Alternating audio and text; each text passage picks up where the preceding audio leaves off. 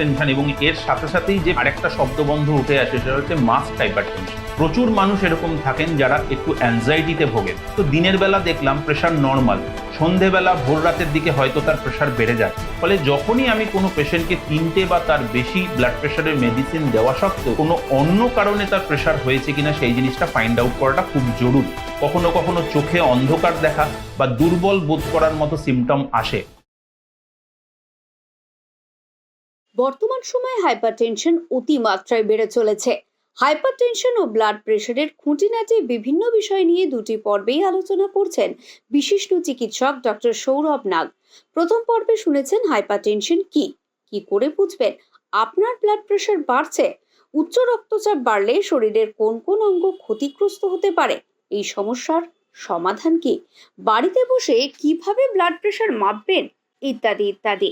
দ্বিতীয় পর্বে শুনবেন উচ্চ রক্তচাপ কত প্রকার ও কি কি, নর্মাল ব্লাড প্রেশার কত, বৃদ্ধদের ক্ষেত্রে এই ব্লাড প্রেশার কত থাকা উচিত, লবণ কতটা খাবেন, সব লবণই কি ক্ষতিকারক, এমনই নানান গুরুত্বপূর্ণ খুঁটিনাটি বিষয় নিয়ে দ্বিতীয় পর্বে আলোচনা করেছেন বিশিষ্ট চিকিৎসক ডক্টর সৌরভ নাগ, এমডি, গুড মেডেলিস্ট।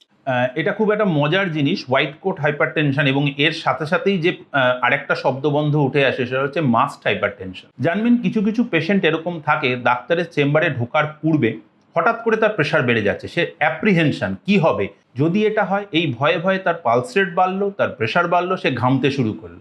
তাহলে আমি যখন এই পেশেন্টটাকে নিজের চেম্বারে দেখব, হয়তো আমি তার বেশি ব্লাড প্রেশার পেলাম, 160/90 পেলাম, আমি হয়তো তার ওষুধ লিখবো বলে মনস্থির করলাম। কিন্তু জানবেন প্রচুর মানুষ এরকম থাকেন যারা একটু অ্যাংজাইটিতে ভোগেন। তাদের ক্ষেত্রে ডক্টর চেম্বারে, হসপিটাল, নার্সিংহোমে গেলে প্রেশার বেড়ে যেতে পারে। তাই এইরকম যদি আমি সন্দেহ করে থাকি তাহলে অ্যাম্বুলেটরি ব্লাড প্রেশার মনিটরিং বলে একটা সিস্টেম হয়, অথবা হোম ব্লাড প্রেশার মনিটরিং যেটা ডিজিটাল বিপি মেশিন দিয়ে মাপা হয়। আমি সেই পেশেন্টটাকে বলবো অবশ্যই যে তিনি যেন বাড়িতে গিয়ে একটা রিল্যাক্সড মোডে হয় হোম ব্লাড প্রেশার মনিটরিং সিস্টেমের মাধ্যমে, অথবা ল্যাবরেটরি থেকে যেটা পাওয়া যায় অ্যাম্বুলেটরি ব্লাড প্রেশার মনিটরিং, তার মাধ্যমে একটা 24 ঘন্টার চার্ট যেন সে প্রিপেয়ার করে, যার মাধ্যমে আমি বুঝতে পারবো যে আমার কাছে এলে তার প্রেশারটা বেড়ে যাচ্ছে, বাড়িতে গিয়ে হয়তো প্রেশারটা নর্মাল থাকছে। এরকম প্রচুর পেশেন্ট আমরা পাই যাদেরকে আমি হয়তো দিনের বেলা দেখলাম প্রেশার নর্মাল, সন্ধেবেলা ভোর রাতের দিকে হয়তো তার প্রেশার বেড়ে যায়। এই পেশেন্টগুলোকে আমরা অবশ্যই অ্যাম্বুলেটরি ব্লাড প্রেশার মনিটরিং এই সিস্টেমের মাধ্যমে সহজেই আইডেন্টিফাই করতে পারি এবং কোন সময় কখন তাকে প্রেশারের ওষুধটা প্রেসক্রাইব করলে সবচেয়ে ভালো এফেক্টিভ হবে সেটা কিন্তু আমরা বলতে পারি। এক্ষেত্রে আরেকটা টার্মিনোলজি যেটা আমি বললাম, মাস্ট হাইপারটেনশন, মানে আমি পেশেন্টটিকে পেলাম, পেশেন্টটার হয়তো নর্মাল ব্লাড প্রেশার পেলাম, আমি মনে মনে আনন্দিত হলাম, পেশেন্টও অনেকটা নিশ্চিন্ত হলেন যে ডাক্তারবাবুকে দেখিয়ে এসছেন, এখন প্রেশার নর্মাল। কিন্তু জানবেন এই পেশেন্টটার বাড়িতে গিয়ে ভোর রাতে, সন্ধে রাতের দিকে হতে পারে তার প্রেশারটা হয়তো বেড়ে যাচ্ছে এবং সেই সময় সে হঠাৎ করে আনইজি ফিল করছে, ঘেমে যাচ্ছে, হাঁপিয়ে যাচ্ছে। ফলে এই জিনিসটাও আমাদের মাথায় রাখা দরকার। হোয়াইট কোট এবং মাস্ট হাইপারটেনশন এই যে দুটো এন্টিটি, এগুলো কিন্তু অ্যাম্বুলেটরি ব্লাড প্রেশার মনিটরিং যেটা ল্যাবরেটরি থেকে হয়, অথবা সেটা যদি করা কোনো কারণে সম্ভব নাও হয় সেক্ষেত্রে home digital blood pressure monitoring সিস্টেমের মাধ্যমে আমরা কিন্তু পর্যবেক্ষণে রাখতে পারি। রেজিস্ট্যান্ট হাইপারটেনশন আরেকটি এন্টিটি। জানবেন এরকম প্রচুর মানুষ থাকেন যাদেরকে আমরা 1টি, 2টি, 3টি ব্লাড প্রেশারের মেডিসিন লিখেই চলেছি কিন্তু তার প্রেশার কন্ট্রোল হচ্ছে না। এরকম আমাদের কাছে প্রত্যহ 1টি বা 2টি রুগী এসে থাকেন। এই ধরনের রুগীদের আমরা রেজিস্ট্যান্ট হাইপারটেনশন বলি।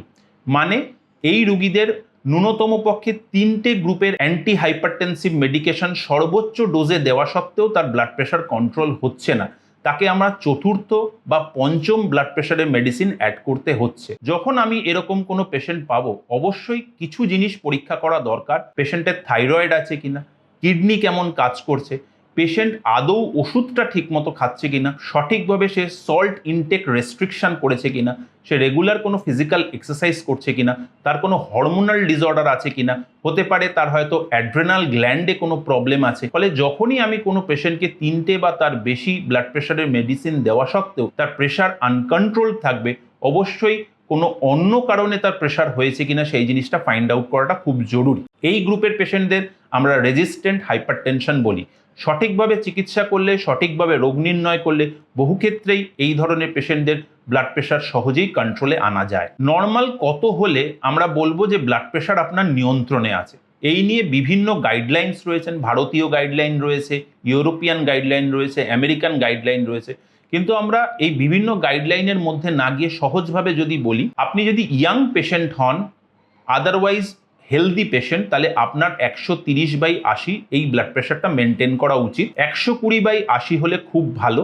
কিন্তু যদি আপনি এজেড হন, জেরিয়াট্রিক পেশেন্ট হন, আপনার বয়স যদি 60-65-র ওপরে হয়, এক্ষেত্রে আমরা ওপরের ব্লাড প্রেশার অর্থাৎ সিস্টোলিক ব্লাড প্রেশারটাকে একটু উপরের দিকে রাখার চেষ্টা করি। ধরে নিন 140 থেকে 150-এর মধ্যে রাখার চেষ্টা করি। কারণ এই পেশেন্টদের যদি আমরা ব্লাড প্রেশারকে খুব টাইট কন্ট্রোল করার চেষ্টা করি, বেশিরভাগ ক্ষেত্রে পেশেন্টের কিছু সিমটম যেরকম মাথা ঘোরা, কখনো কখনো চোখে অন্ধকার দেখা বা দুর্বল বোধ করার মতো সিমটম আসে।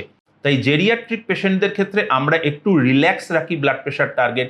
যিনি ইয়াং পেশেন্ট, যার সামনে হয়তো 40 বছরের আয়ু রয়েছে, তার ক্ষেত্রে আমরা বলবো 130/80, অথবা আরেকটু বেটার 120/80 যদি ব্লাড প্রেশার রাখা সম্ভব হয়, তাহলে অবশ্যই এটাই আমরা টার্গেট করব। বৃদ্ধ মানুষদের ব্লাড প্রেশার কন্ট্রোল করা খুবই কঠিন এবং খুবই চর্চিত একটি বিষয়। কারণ বেশিরভাগ ক্ষেত্রে আমরা বৃদ্ধ মানুষদের দেখি তাদের আইসোলেটেড সিস্টোলিক হাইপারটেনশন থাকে, মানে শুধু ওপরের প্রেশারটা বেশি কিন্তু সে নিচের প্রেশার মাপছে সেটা লো। অর্থাৎ সেই বৃদ্ধ মানুষটির হয়তো ওপরের প্রেশার 180, নিচের প্রেশার হয়তো 60 বা 65। ফলে আপনি যখনই সেই মানুষটিকে চিকিৎসা করতে যাবেন, তখনই তার তলার প্রেশারটাও কমে গিয়ে তার একটা সিমটম হতে থাকবে। ফলে বৃদ্ধ মানুষদের ক্ষেত্রে আমরা স্পেসিফিক কিছু গ্রুপের অ্যান্টি হাইপারটেনসিভ ইউজ করে থাকি, যেগুলো আইসোলেটেড সিস্টোলিক হাইপারটেনশনে ইউজ হয়। এবং যেটা বললাম যে বৃদ্ধ মানুষদের আমরা ব্লাড প্রেশারটা খুব টাইট কন্ট্রোল করি না, একটু রিল্যাক্স রাখি। যেমন 140 to 150-র মধ্যে সিস্টোলিক ব্লাড প্রেশার এবং ডায়াস্টোলিক ব্লাড প্রেশারটা 70 to 80-র মধ্যে রাখার চেষ্টা করি। বৃদ্ধ মানুষদের ক্ষেত্রে আমাদের কোয়ালিটি অফ লাইফ মেনটেন করাটাও খুব জরুরি।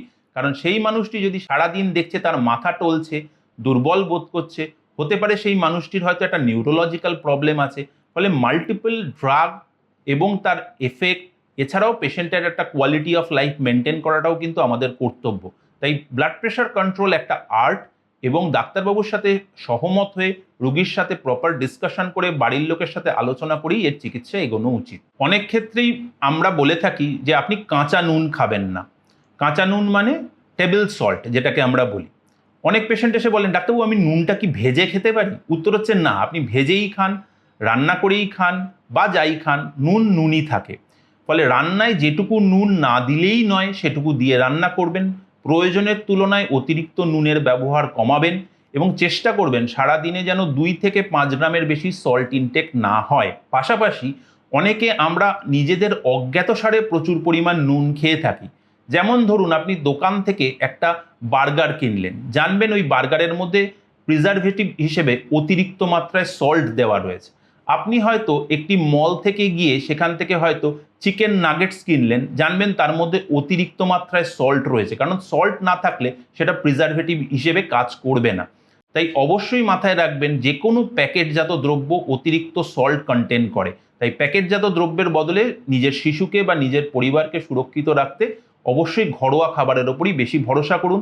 চেষ্টা করুন নুনের পরিমাণটা কমাতে।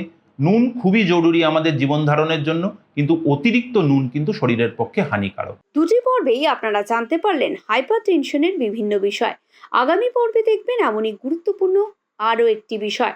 আপনার ও আপনার পরিবারের সদস্যদের শারীরিক ও মানসিক সুস্থতা অনেকটাই আপনার হাতে। তাই শরীর ও মনের নানান রোগ, তার প্রতিকার ও পরিচর্যা সহ নানান গুরুত্বপূর্ণ বিষয় আপনাদের জানাবেন প্রতিষ্ঠিত চিকিৎসক ও বিশেষজ্ঞরা। আপনাদের কোনো প্রশ্ন থাকলে বা কোনো বিষয় জানতে হলে আমাদের মেসেজ বক্সে লিখে জানান। আর ফলো করুন আমাদের ফেসবুক পেজ এবং অবশ্যই সাবস্ক্রাইব করুন আমাদের YouTube channel digital news Bangla এবং ডিজিটাল নিউজ বাংলা হেলথ। দেখুন আমাদের খবর, ভালো লাগলে অন্যদের শেয়ার করে তাদেরকেও দেখার সুযোগ করে দিন। নিজে সুস্থ থাকুন, অন্যদের সুস্থ রাখুন।